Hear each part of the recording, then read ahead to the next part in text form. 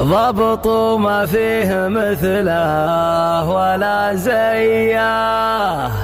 ايه هو سلطان في الطيب له خانه، واشهد ان النجمة تزهى بطاريه، جمل القبيله ومطلق عنانه، جمل القبيله ومطلق عنانه. حان بدع القافوزانات مواريه، والشعر حاضر في حلات وميدانه، شاعر واطرب على ابيات يا الحيه، ابدع من الجزل واحط عنوانه، في مدح رعى الفعولة الحماسيه، بن فهد للوفا نهجه وشانه، ضابط ما فيه مثله ولا زيه، خدم للدين وثم خادم اوطانه، اشهد ان النجمه الدقلت هيه، ايه هو سلطان في الطيب له خانه، واشهد ان النجمه تزهى بطريه، جمل القبيله ومطلق عنانه، واشهد ان ابوه سمعته مرهيه، شيخنو عند العرب معتلي شانه، هو فهد واللي بعيده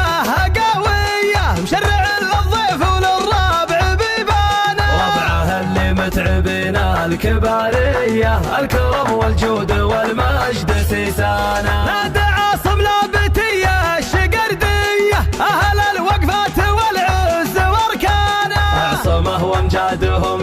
بطوليه، رؤوسهم من الفخر دوم مليانه، حان بدع القافوزانات مواريه، والشعر حاضر في حلات وميدانه، شاعر واطرب على ابيات يا الحيه، ابدع من الجزل واحط عنوانه، في مدح راعي الفعولة الحماسيه، بن فهد للوفا نهجه وشانه، ضابط ما فيه مثله ولا زيه، خدم للدين ثم خادم اوطانه، اشهد ان النجمه الدقلت هيه، ايه هو سلطان في الطيب له خانه، واشهد ان النجمه تزهى بطريه، جمل القبيله ومطلق عنانه، واشهد ان ابوه سمعته مرهيه، شيخنو عند العرب معتلي شانه، هو فهد واللي بعيده